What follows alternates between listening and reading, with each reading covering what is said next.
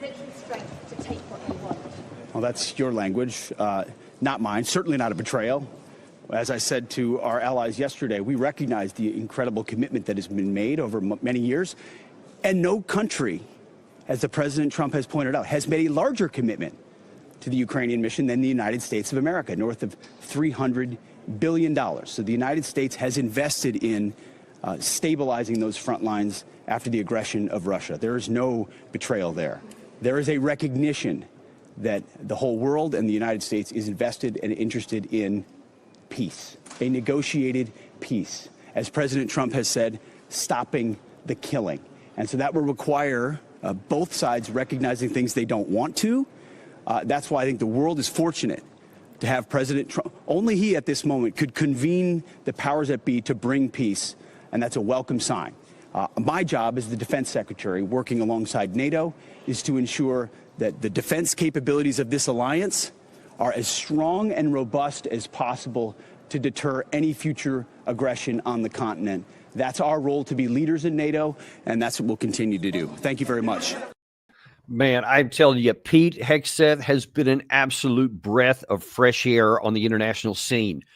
We have seen so many times, and I've shown you so many clips on this channel of previous, certainly during the previous administration, in the first 3 years of this war, U.S. Secretaries of State, Secretary of Defense, President, National Security Advisor, just completely disconnected from reality, talking about what they wish would be the case, what they hope to accomplish, and yet in just stark contrast to what's actually had been playing out on the ground. And now here we have Pete Hegseth come into Secretary of Defense under the Trump administration, and he's saying something very, very different. And it is like a shock to the system that has been set up, because obviously President Biden is no longer in office, but everybody else in the Western world who was there and was singing from the same sheet of music as Biden is still in place, and they are going crazy. So I don't know if you could hear at the first of that clip there, the question asked of Secretary Hegseth was, have you betrayed Ukraine? Now, he was quick to say, that's your word, certainly not mine. Well, that word came from just actually a couple of hours ago. This is just published in the UK. As you had Ben Wallace, the former Minister of Defense for the UK, wrote this in the Telegraph, saying Ukraine's betrayal proves we have entered an era of grave danger. The West has chosen dishonor in bowing to President Putin and will be rewarded with more war. That is so insane that I just can't hardly stand it, and why it is so important that Hegseth, be on the scene, and actually that President Trump, who put him in office, be on the scene. And listen, Hegseth is not without his challenges, and especially coming in, people were saying, is he qualified? Just the things that he had done in the past qualifying to be for this position. All I can tell you for sure is that what he is saying right now is dead spot on and exactly what we need, because it is so perverse and ironic that you had Ben Wallace saying that this betrayal will lead to more war, when the exact opposite has already been proven, past tense, that more war has come because we're unwilling to see reality as it was on the ground. Now, listen, if the West, from the President of the United States to the British Prime Minister to the President of France, NATO Secretary General, all those folks had a chance to get this war off the table and actually to prevent it from coming by merely saying that there would be no NATO in Ukraine. That's all they had to do. There was a number of other things, but that was what pushed it over the top. There would have still been some issues that had to be resolved, but that could have prevented war. Then they had a chance to get the war off the table in April of 2022 at the Istanbul meetings, several other times after that too. Every single time there was an opportunity to take an off-ramp. The Russians said from before the war and at every single stage thereafter, they were interested in a negotiated settlement. But the West, people like Ben Wallace, instead rejected that, and carving out in their brains a world that they wish existed. We want a world to where we can just say Russia's evil and did this unprovoked attack and all this kind of stuff. And we're going to say that Ukraine will win because they're a democracy and ad infinitum. Just keep on going. All the things that were said there. And none of those things matter. Here's what we need to understand, folks. When it comes to war, you can take morality out of the calculation because war doesn't give a damn where you stand on morality, because each side has its own version of morality. I assure you that from the West, Russia is the evil one. They are the aggressor. They are, wicked and terrible and all this. And the West would prefer an outcome that has Russia taken off the table or made subservient and put into a box. That's what they want. Russia has its own point of view. Russia thinks it's the West that's evil. It was the West that provoked the war, going all the way back to 2008 with the declaration of NATO that Ukraine would be included in the North Atlantic Treaty Alliance. And then, of course, you had the events of 2013, 2014 with what the Russians view as a coup, etc. Again, this is from their point of view. So you have two different conflicting sets of moralities. War doesn't give a damn who's right and who's wrong. War only cares about who has the most manpower, who has the most trained manpower, who has the biggest industrial capacity, who has the ability to actually sustain war over a long time. Because in major wars, it's almost always about an attritional issue. That's primarily how it's worked in human history. That's how it's working now. If the West was smart, then they would have been able to say, looking at this cold-hearted calculation of what is, then you have to say, all right, now based on what is, how can we get what we want? And if you see, well, we can't get what we want. If we press hard and try to get what we want in defiance of the gravity, so to speak, the laws of warfare that exist, then you're going to harm the very side that you claim to want to help. And that, my friend, is how this war has turned out. The West, in all of its moralizing and all of its trying to have an outcome that it wants, has absolutely sacrificed an entire nation. Because of our actions collectively in the West, hundreds of thousands of Ukrainian men are dead today. Tens of thousands of square kilometers of territory has already been lost. And now then the dynamics have been irrevocably put into effect that the Russian side will win the war. The only question remains to be seen if the U.S. will negotiate something now while it has a chance to end it at only the bad zone where it's at right now. Because if we keep listening to the people like Ben Wallace and even those and the others who were, quote, calling Hegseth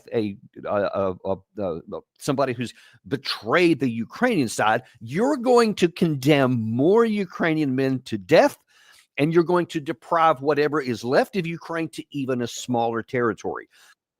Cold, hard fact. Now, I want to take a look at some other things Hegseth has said, because that was one of them right there. But I want to show you a few comments that he said the day before, which really started a lot of this alarm. And then I'm going to show you how each one of us is just an example of how actually the U.S. is pretty smart about what it's doing right now, because for the first time since this war started, at least somebody is looking at the world as it is and then trying to find ways to improve the country in light of how the things exist here. And even before I show you the first clip, Hegseth, in that one I showed you at the cold open here, pointed that out, where he's not just saying, yeah, we're going to end the war and basically have a lot of the terms very similar to what the Russians are actually asking for. But then he said, listen, my job here is to make sure that the North Atlantic Alliance, and that's all of the West, including the United States, is strong and it's capable of defending itself. So they're not going to surrender anything in NATO to Russia without a fight. And he's there to coordinate and make sure that that can still happen. So even in light of this, he's still saying that here's the primary job is to keep the West safe. And if we follow this track, then we have a pretty decent chance to actually get there. So the first one I want to look at is he was talking about, and what scared so many in the European Union is he wants a durable peace, but the way that he thinks that it should be accomplished is rather different than the prevailing winds. A durable peace for Ukraine must include robust security guarantees to ensure that the war will not begin again. This must not be Minsk 3.0. That said, The United States does not believe that NATO membership for Ukraine is a realistic outcome of a negotiated settlement. Okay, now let me tell you a couple of things from that I think are going on here, because there's two key things she said in that clip right there. One is that he doesn't want a Minsk 3.0, and the second one is that he said any kind of NATO for Ukraine in any capacity at any time is a no-go. Now, those are important because those are two of the key things that Russia needs to end the war. And let me just reiterate, Russia has the military capacity that they can avoid any kind of negotiations. They could just ignore them, and they can simply keep fighting. That's what they did after the failed negotiations in 2022, the ones in later 2022, apparently a third one in 2023. When they broke down, Russia simply kept fighting. They never stopped fighting, and they continued on. Based on their path and their the way that they behaved themselves up to this point, the likelihood is if this one doesn't reach the negotiation they want, they'll do the same. They'll simply keep fighting and moving to the west.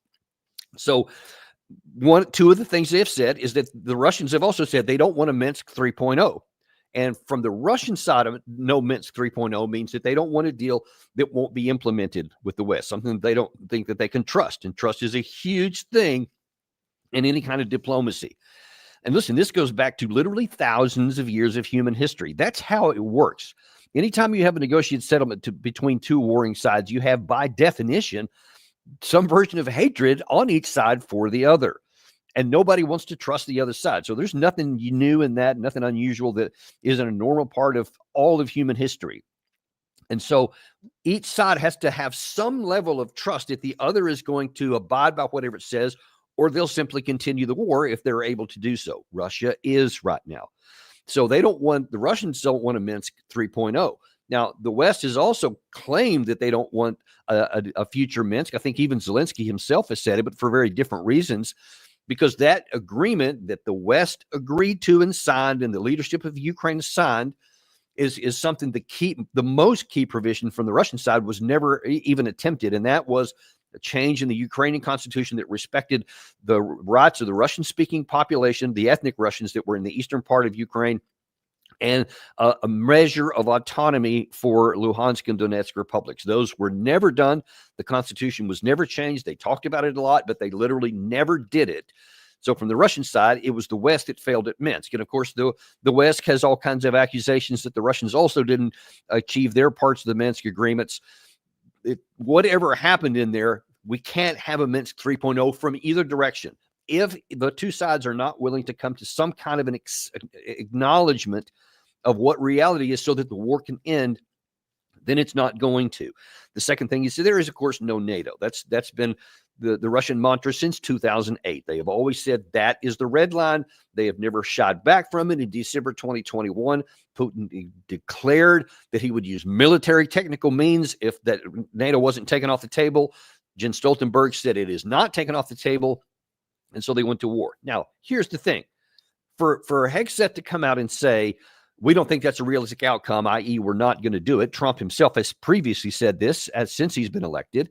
So that can't be a surprise to anybody in the West. But here's what is a surprise, or will be a surprise to many, is that even the West has always known that Ukraine will never be entered into NATO. We knew it in 2021.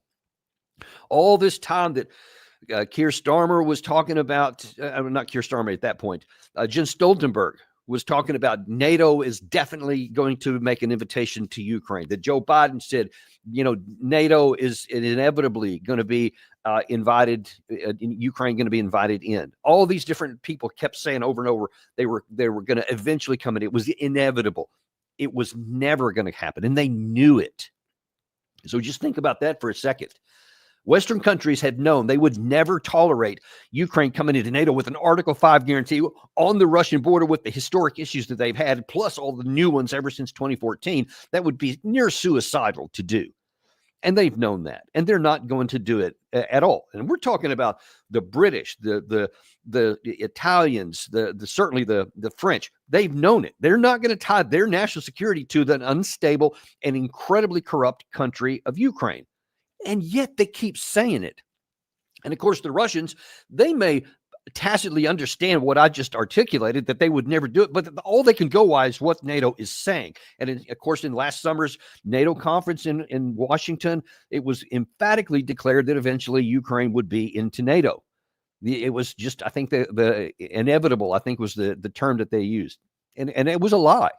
I mean, it was a lie. And so that keeps the war going. So now President Trump, recognizing that is a point of extreme friction on the Russian side and something they need to have, and he's willing to say, all right, we're just going to be honest and say out loud what we all know behind the scenes.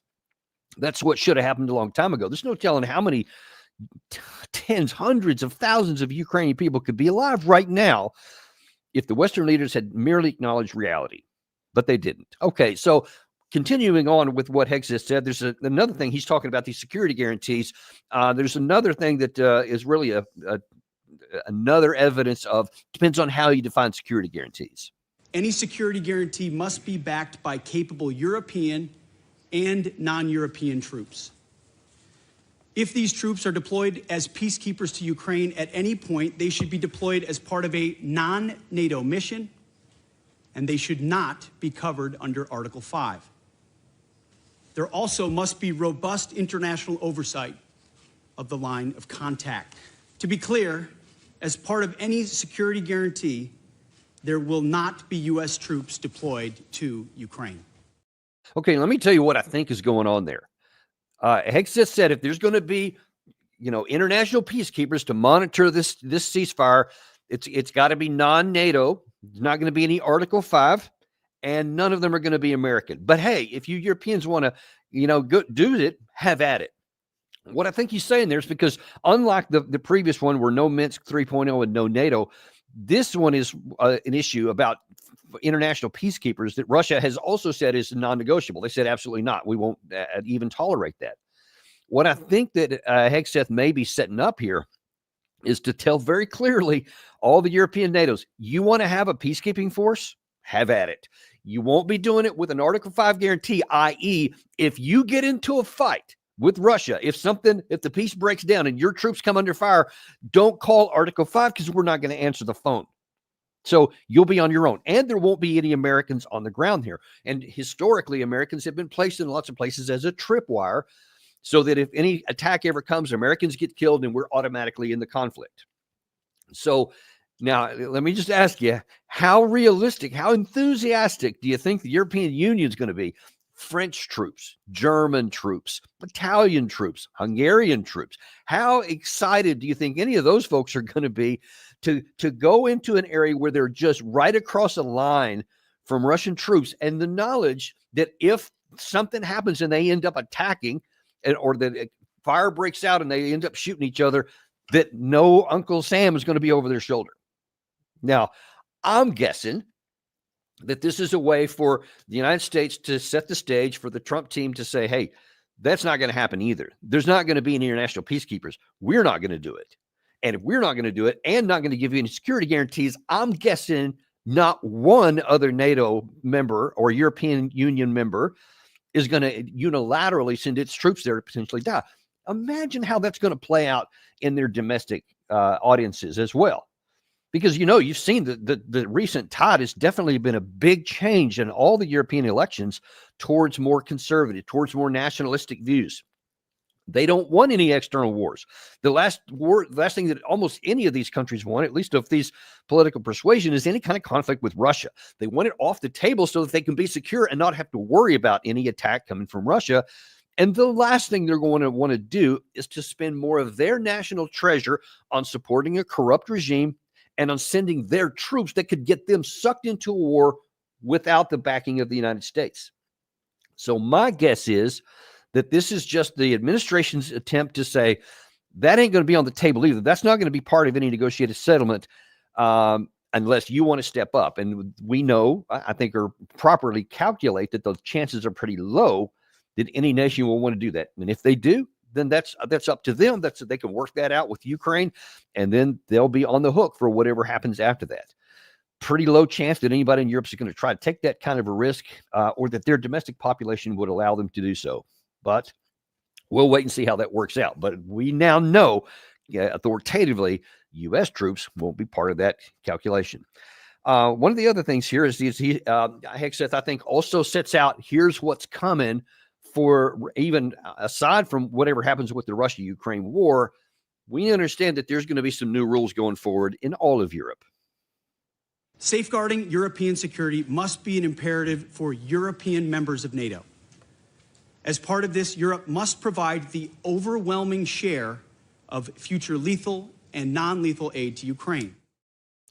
And subsequent to that, he also talked about even going forward with NATO, the European Union and the European contingent is going to have to step up a lot in their own security. So here you can see that, and again, this is me interpreting a lot of things that's being said, the conversations I've had with other here in Washington, D.C., that I think that the Trump administration is going to change the dynamics and the nature of how we work with NATO.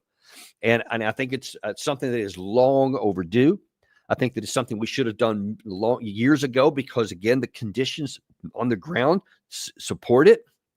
And if you have an America First national security agenda, and this administration certainly does, then you can recognize and say, hang on a second. This is not 1949 anymore, where you had the Germany split in half, and the half that was on our side was devastated from World War II.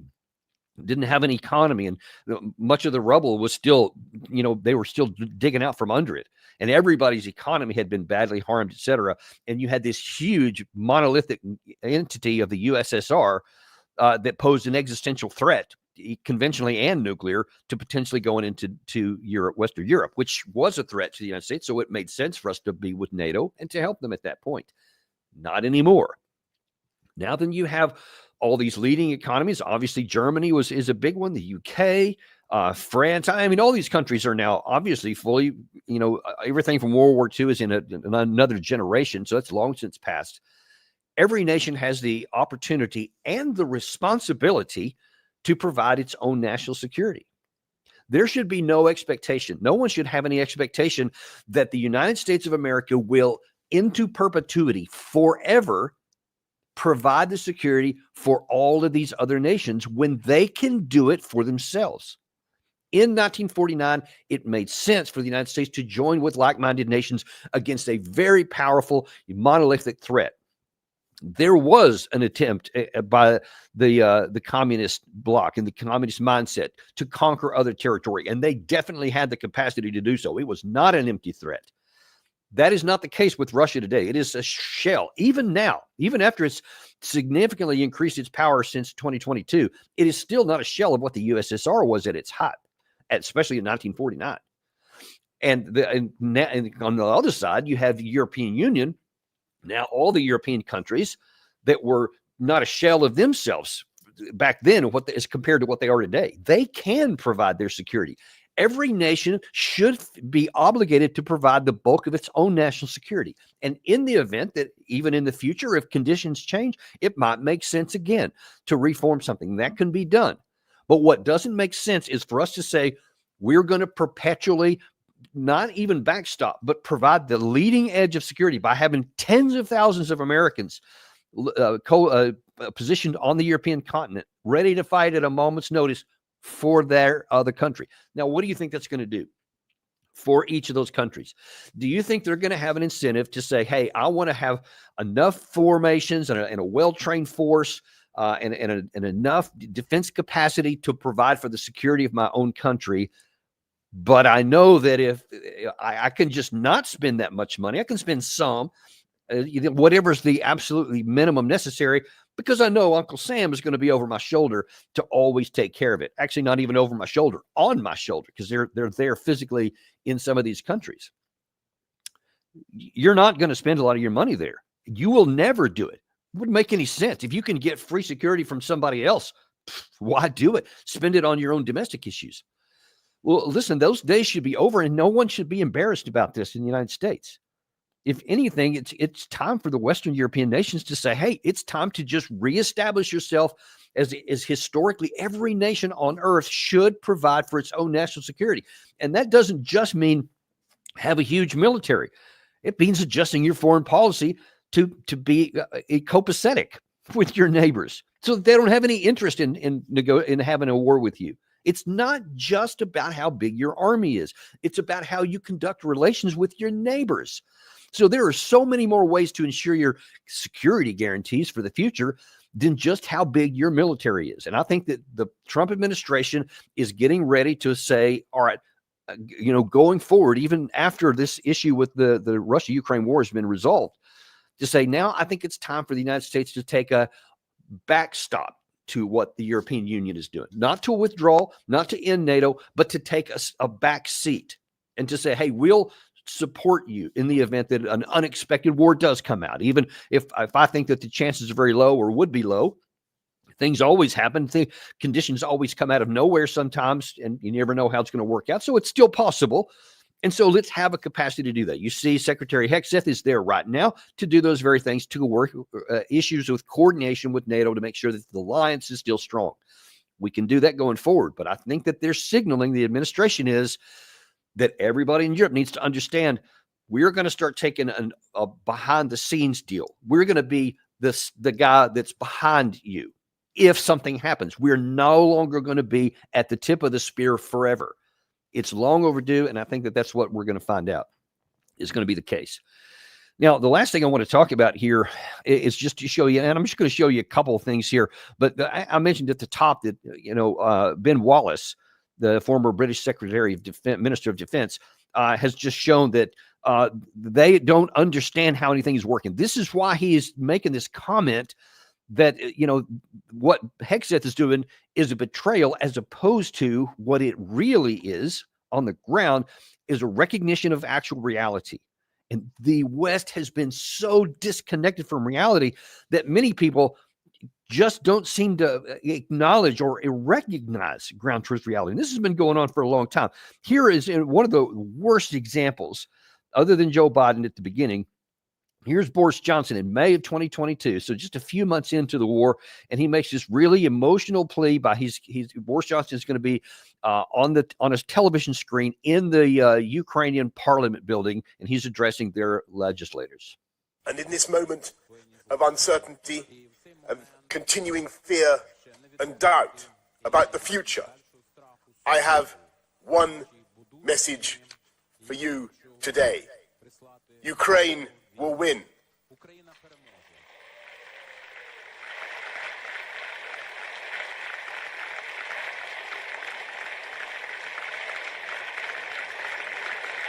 Ukraine will be free. You have exploded the myth of Putin's invincibility, and you've written one of the most glorious chapters in military history and in the life of your country. The so-called irresistible force of Putin's war machine has broken on the immovable object of Ukrainian patriotism and love of country. Yeah, except it wasn't true. Listen, I get it that you want to give a rousing speech and buck up the side that's being attacked and, tell them that, hey, we're with you, et cetera. And I understand the human nature of wanting to do that.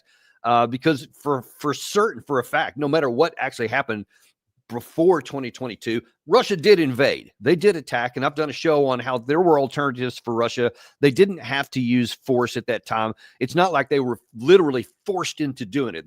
They calculated it was in their interest to do so, and that's something they're going to have to deal with. But the fact is, they did invade the country, and so Ukraine was losing their people. They were losing their territory, and it's reasonable that you would want to buck up their side. But what's not reasonable is to ignore the reality and to fill their heads with all these claims about things that could become, and that you're going to be free and you're going to win and all this kind of stuff.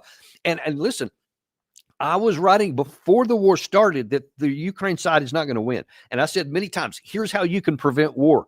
And again, before the war, these things were evident then. I'm outside of government. I'm a former military guy. I had 4 combat deployments. But I didn't have access to classified information. So there's a lot of things I didn't know. But what I could see screamed overwhelmingly, dude, if you just look at a map and you have Ukraine and you have Russia with all of its nuclear weapons and capacity and millions more people, it's not that hard. But here you have the leader of the UK saying that you're going to win.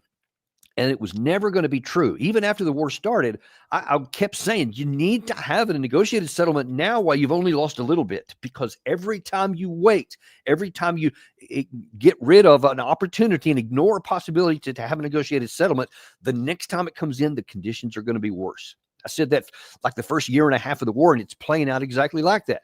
And again, that doesn't mean I'm some brilliant person. It just means I'm willing to look at the ground and see what is. And the West just has not been able to do that. Joe Biden was another one. So that was Boris Johnson in the first few months of the war. In July of 2023, let me set the stage for you before you see this next one here. The Ukraine side had started this offensive operation, which I had been warning for months, as far back in print as in April of 2023. I said this offensive is not going to work. There was very practical reasons why it wasn't. We could see that Russia had built 5 lines of defensive fortifications. There were millions of mines. We knew that Russia had a much stronger air force than the Ukraine side did. We knew that Ukraine didn't have the offensive capacity, had never demonstrated it in the field. They all the 8 years of the Civil War that preceded this one here was in a defensive line of World War I style along the trench lines, et cetera. They didn't have the capacity to do the very complicated mission of breaking through defensive minefields and all of the lines of stuff like that, and to do the complicated combined arms maneuver. They didn't have any experience with it, and they didn't have enough trained men at nearly any level that was required for that kind of difficult operation. But they didn't listen. They ignored it. You had, of course, David Petraeus, who said, yes, it's going to succeed. You had Ben Hodges, who said it's going to succeed. In fact, it's going to go all the way to Crimea by August of 2023. Just some insane things. But that's what people were believing. But then came the June operation, and it absolutely hit a buzzsaw right away. Huge portions of the initial invasion or attack force were just stopped in their tracks at the line of contact. It was terrible. It was a big disaster. And now it's self-evident. So as June gets into July, now it just, you can't even hide it. The Ukraine side barely scratched anything out, didn't even get through the first of these 5 defensive belts. And yet, in July of 2023, you had the President of the United States say this. In Helsinki today, Biden insisted Russian President Putin cannot afford to fight forever. There is no possibility of him winning the war in Ukraine. He's already lost that war. Adding Putin may eventually realize it's not in Russia's interest to continue the fight. My hope is, and my expectation is, you'll see that Ukraine makes significant progress on their offensive, and that it generates a negotiated settlement somewhere along the line. Yikes. I was shocked at the time he said it. And even again, looking back at it today, I just keep thinking, man, you can't be serious. Yeah, surely there were people in your president's daily brief behind the scenes that were telling you it's a train wreck of the first order. Absolutely broke. Everything that we had done, the West combined, for the previous 6 to 9 months, in some cases, of preparation for this had been utterly just crushed in their face. And instead of acknowledging the reality, you had the President of the United States say that Russia can't win. In fact, they've already lost. And there was no support for that. And I cannot believe that he wasn't given intelligence behind the scenes that told him a whole lot more than I could tell him that would have confirmed what I said. And obviously it played out that way. But that's the kind of level of just disconnection from reality. And that has continued on. And apparently, and I think Gary has a headline to show here of the Ukrainian defense minister, despite everything that President Trump has said since he's been elected, despite everything that Pete Hegseth has said yesterday and today. Gary, if you have that headline. Yeah, that did. We will be a NATO country. What's the date on that? That's today, February 13th. Defense minister stands firm on alliance membership. That's suicidal type of ignorance. Now, one of the things that we're going to talk about this in a show later this afternoon, we're going to have Steve Jeremy back on the show again, a former British Commodore, a terrific analyst there, and also one that sees things as it is. He's going to, talk about the shockwaves that have been created by Trump and Putin's phone call that he's had so far. And one of the things that he's going to talk about there is going to be how it's just hard to understand how people can be so disconnected and what can happen next. And you see, here's another example of it right here. This guy is still saying we will be a NATO country. How is that even possible? And if you can't understand the simplest things, then what Trump, you saw what at the show open here that you saw Hegseth is being accused of betraying Ukraine. Well, you can imagine what Trump is, because you had Zelensky who's saying, hey, it looks like that you're bypassing us and you can't have anything about Ukraine without Ukraine. But if this is Ukraine, what you see on the screen right there, if this is what you guys are saying, despite everything that has been signaled publicly as well as privately, why would we want to negotiate with anybody in Ukraine? Because they can't be rational actors. Folks, there will be no NATO for Ukraine under any circumstances while Donald Trump is in office. And this war can't last another 4 years, so it won't come later either. And it never was going to. And until Ukraine finally starts recognizing the reality of what's going on the ground, then you increase the incentive for President Trump to bypass Ukraine and to go straight to Putin and to come up with something that we can live with that will perversely save the Ukrainian people. Because let me just tell you, if President Trump succumbs to pressure from many in the United States on both the left and the right who hate Russia and are find abhorrent what he's doing about having a negotiated settlement, if he succumbs to that pressure and some of these in the Western Europe and says, all right, we'll just keep on going status quo. We'll keep on providing support for Ukraine and we'll just let the war roll on. What you're going to get is what you've had for the last 3 years. You're going to have the methodical destruction of the Ukrainian country. So Pete Hegseth and what he's coming and saying right here has a chance, if President Trump stays firm on his path, to actually be more of a salvation force for what's left of Ukraine. Now, you can't undo the last 3 years and all of the territory that's been lost so far. But if you listen to people like Ben Wallace and some of these others that are, screaming bloody murder, then you're going to sacrifice the rest of the country. I doubt Russia would go past the Dnieper River, but just consider a map. You just look on a map of the current line of contact and just imagine where the Dnieper River is and how many more cities and hundreds of thousands of square kilometers of territory could be lost if the war continues on. And how many more Ukrainian men who are alive right now when we're making this video, how many more will die pointlessly? Because they will. And the Russians are going to move up if we don't have a negotiated settlement. That's just the stark realities here. And finally, somebody's willing to acknowledge. So I'm very pleased at what both President Trump is doing here and what Secretary of Defense Hegseth is doing, because it's the one thing that has a chance to save what's left of Ukraine. We'll see how it works out. There's going to be some important meetings here in the next couple of days, even in Munich, where the vice president, Secretary of State, I believe now DNI Tulsi Gabbard is going to be there. They're going to be talking with Zelensky, may actually talk with the Vice President, our U.S. Vice President. So we'll see how that works out. And we'll certainly be coming up and telling you what happens as a result of those kinds of things, especially as what's announced. And then also be sure and join us later this afternoon at 1 o'clock, where, like I said, Steve Jeremy's going to come in and we'll pick up on this issue here about the shockwaves and what's been going on in Europe and what that really means. Not going to want to miss that. Steve Jeremy this afternoon at 1 o'clock. And we will see you on that episode of the Daniel Davis Deep Dive. Military strength to take what they want. Well, that's your language, not mine. Certainly not a betrayal.